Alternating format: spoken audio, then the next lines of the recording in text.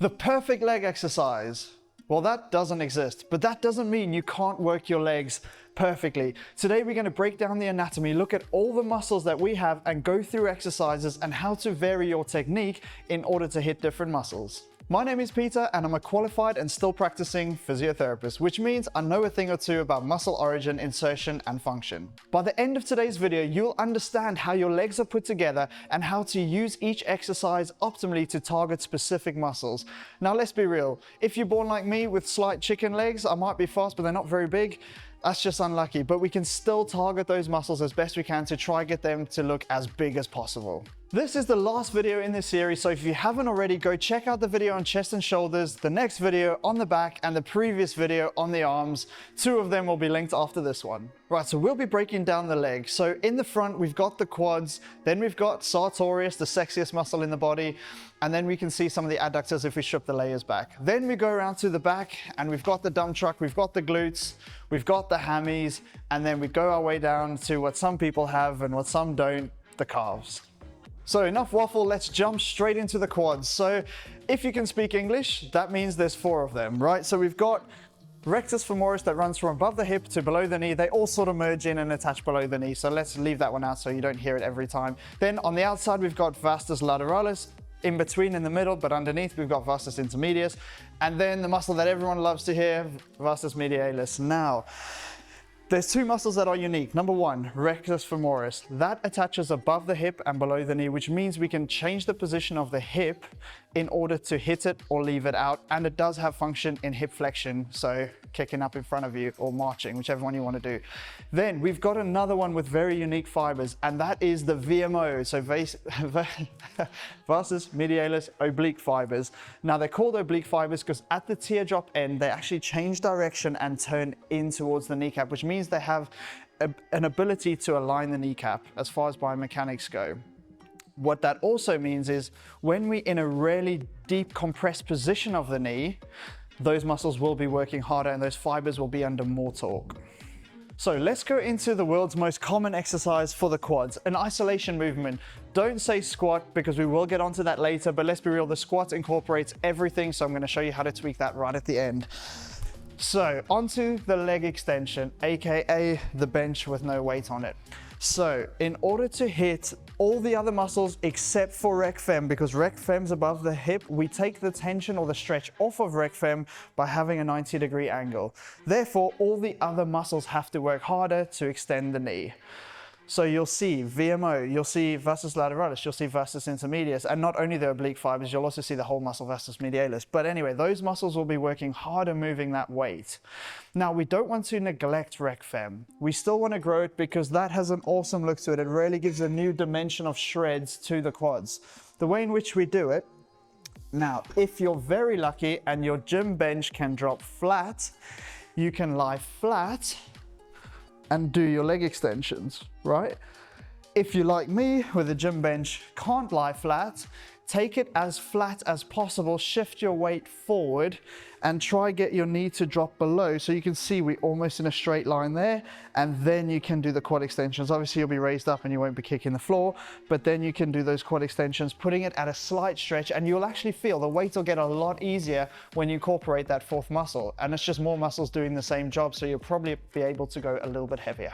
So next up, we're going to the back, literally with the glutes. Now this is nowhere near the best exercise, and neither is a single leg variant.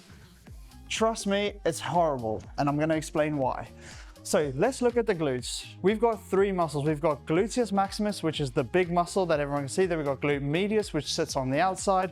And then we've got glute minimus, which just sort of sits underneath and stabilizes. The predominant function of the glutes is hip stability. Now, if we go to glute max, it extends the hip, takes it out back, and also helps externally rotate the hip. If we look at glute medius, what the textbook says, it does that, kicks out to the side. But that's not what it does. Basically, it does that, but the opposite. So when we stand on one leg, it's kicking out to keep us up. If it didn't work, we drop like this. So to pull us upright, that is what glute medius does. It stabilizes the movement, and glute minimus also helps out with stability. So EMG studies show the best way to hit the glute with body weight is through a lateral step up. So going up, we've got a nice good stretch on the glutes. And then we're pushing up, and no, we're not pushing up with the calves. In my opinion, not the best way to hit the glutes. So in my opinion, the single best way to hit the glutes is through a Bulgarian split squat, and even better, a deficit Bulgarian split squat. Here we can get an extremely deep stretch on the glutes as we come forward, and use a barbell or really heavy dumbbells. You can throw a plate on if you want to, even more if you like, and do your Bulgarian split squats. Keep 80% of the weight on the front leg. If you find your weight shifting backwards and the back leg doing it, lower that back surface. But keep your weight over the front leg and you'll get the glutes insanely well. And not only do you get them working as we move, we get them kicking in when we're just standing here, stabilizing the hip. It's a single leg exercise. Without them, we'd be falling over. And then you see on TikTok, people are doing them with a slight twist to get more of a stretch on it. You can do that to hit the glutes a little bit more, but honestly, the amount of weight you'll have to take off to enable you to do that exercise is not worth it. Just go heavier on the straight line movement. This exercise really works the glutes well, so much better than the hip thrust. If we look at the hip thrust, it's a really short lever, right? And we don't get that much of a stretch. So we're mid-range in our strongest position. That's why you can see people weighing 60 kilos, hip thrusting 200 plus. It's absolutely ridiculous. If you want to see someone with real good strength, especially glute strength, get them on that Bulgarian split squat. So next up, we're onto the hammies. Now there's 4 heads and 3 muscles. We've got biceps femoris, which has 2 heads. Then we've got semitendinosus and semimembranosus. Now biceps femoris, one of the heads does not attach above the hip. So it attaches to the femur or the thigh bone itself. It does not attach to the pelvis where all of the others attach. Now this has no real bearing on exercise, but what it did indicate is they could use it to look and see how important the stretch position is. And for the hamstrings, it came out as quite important. So the way in which we hit the hamstrings is with bending the knee, because that is their prime function. The other function they do is they extend the hip, so take the leg out behind you. But they only do this really from a position where your leg is in slight flexion. Otherwise the glutes just take over the movement, but they will help out. And yes, they do work hand in hand together with the glutes. Now to exercise them, we've got our hamstring curls. So you've got seated or lying.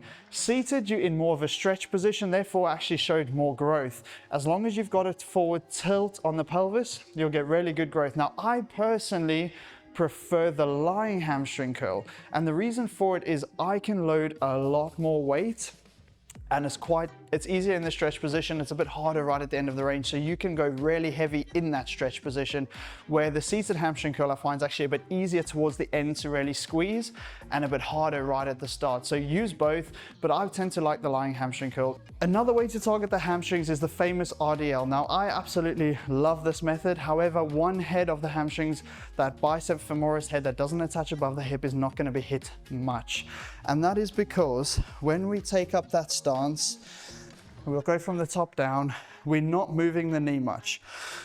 We're hinging at the hips, sticking our bum back, getting a nice stretch on the hamstrings, and then coming back up. There's not much knee movement. So that joint, or that muscle, only really moves the knee joint, where here we're getting that loaded eccentric from the pelvis angle changing, or the hip and pelvis angle changing, which puts a great stretch on the hamstrings, and also it's a really good way of loading them eccentrically. So another great exercise is the Nordic curl. Now this is one of my favorites, and it utilizes that stretch. So it's an eccentric loaded exercise where you've got a huge amount of load, especially at the lengthened position, but it's eccentric. If you can do a concentric Nordic curl, then well done you, you're an absolute beast, but you will always be able to do more eccentric than concentric. So go to failure and then overload with some more eccentric. Now this will grow the hamstrings. This will almost bulletproof the hamstrings. It's a fantastic exercise, and that is because hamstring tears occur in the eccentric phase of gait or of running. They go under the load with lengthening phase. So if we can strengthen that, we're likely going to reduce the risk of hamstring curls. What? Bro, what are you talking about, man? Hamstring curls, hamstring tears. Right, so what about all the other muscles in the upper leg? Now we'll talk to them as groups. So you've got your adductor muscle group. Now, in my opinion, you do not need to train these. They work as stabilizers again, and they will work quite heavily in your squatting movement. Right at the end of the range in the depth position, they will help initiate that movement. So you don't need to isolate them. If you wanted to, my best are your Cossack squats or things like sliders. But again, you can't really overload those movements too much, so I wouldn't personally worry. Another muscle which looks absolutely insane, and it is the sexiest muscle in the whole human body, and that is sartorius. Now, it has so many different functions. So it bends the knee, but in some people it extends the knee depending on the angle of their thigh bone or their Q angle and where it inserts and how long their muscle compared to tendon is. And it also flexes the hip a little bit. So you will hit that in your squats, you will hit that in your hamstring curls. Predominantly for some individuals, you'll hit it more in your knee extension. It is an epic muscle if you are an elite bodybuilder at sub 5% because it gives your legs a whole new dimension. If you're not, you're probably never going to be lean enough to see it, so don't worry.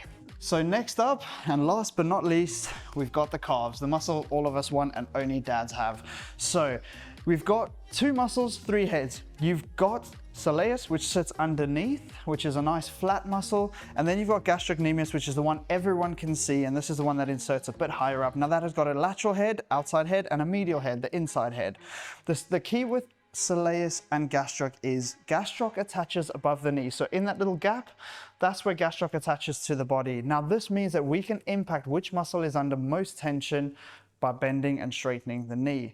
Now, fun fact, soleus is always the prime mover. It's a stronger muscle, therefore it's always the prime mover regardless. So if you want to do soleus isolated movements, where you're sitting, put some weight on your leg, or you're in a seated calf machine, be my guest because you're going to hit soleus. You're also going to hit those ankle stabilizer muscles called the perennial muscles, which sit on the outside, they loop around. You'll also hit tib post, tib and all of those muscles that help stabilize the foot, and they will be fine. However, if you want to save time and optimize the movement, do your calf raises with a straight leg.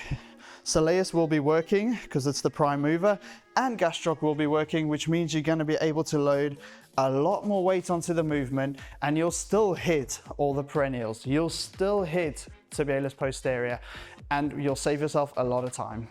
Then the last muscle is tibialis anterior, so front of the shin. And if you're the knee over toes guy, I'm sorry, it does not help reduce knee pain. However, it can help with force absorption, but it's got no link to knee pain at all. So it sits on the front of the shin, and its prime function is to raise your foot up or dorsiflex the ankle. Now, what it actually helps do is helps maintain arch height when you're running, jumping, landing, or just walking. That is its prime function, but textbooks will say you dorsiflex it. So you can train it in isolation if you want big tib ants, because it does give a sick look to your leg. It really does look good when you really lean. Or you could just train it through plyometrics, so hopping, landing, jumping down from a step onto a step, bouncing up, and controlling. That will work tib ants really well. But if you want to grow it, just do some isolation work. It'll give a sick look to your physique. So next up, we've got the squat, and it is the king of the lower body exercises for a reason. The squat works every single muscle that we've spoken about today, including all the small stabilizer muscles. So if we break down the movement from the bottom up, because that is going to be the concentric portion. So in this position at the ankles, we in dorsiflexion, therefore to go up, we're going to need plantar flexion, which is going to be the calves, it's going to be the perennials helping out. And if we go to the foot, we're right in the depth, which means we've got to maintain arch height. So therefore you get tib ant, tib post. You've got all the perennial stabilizing and stopping you falling over. You've got all those foot muscles and lower limb muscles that control the foot activating. So from there, going up, we've got calves, we've got quads, and if we look at our hips, we're in deep hip flexion there. So to come up, we've got to have hip extension. So as we extend, which is powered by the glutes and the quads, so we're getting knee extension, hip extension, and where the angle is, we're going to get good hamstring help for that hip extension. As I mentioned earlier, the hamstrings help pull the hip or pull the leg into extension when the knee is in front of the body or when the hip is in slight flexion. So we've got great glute help, great hamstring contraction working with the glutes, quads firing, calves firing, all those stabilizers firing. And then on top of that, if we look at the movement front on, when we go down, we don't go down like this, or we shouldn't, because your hips are going to run out of room. We drive outwards. So as we get into that depth, the adductors are at a stretch. So to help us out of that hole, we're going to get an adductor contraction pulling in to help us out that hole. So even all the muscles on the inside of the thigh or adductors are going to be firing. So best exercise there is, and that is not to include the core and not to include the upper back activation. That is just looking at the legs. So how can we utilize technique changes in the squat to target different muscles? And yes, we can, although genetics play a huge role. So if we think about the two variants, we can throw front squat in, but front squat and high bar squat will come in very similar. We're gonna start off with a low bar squat. So resting the bar on your rear delts. This will push your body slightly forward into some hip flexion. And when we get down, in order to keep the bar path over the middle of our foot, we need to go into a lot more hip flexion and a lot less knee compression or knee flexion. So what that looks like is this.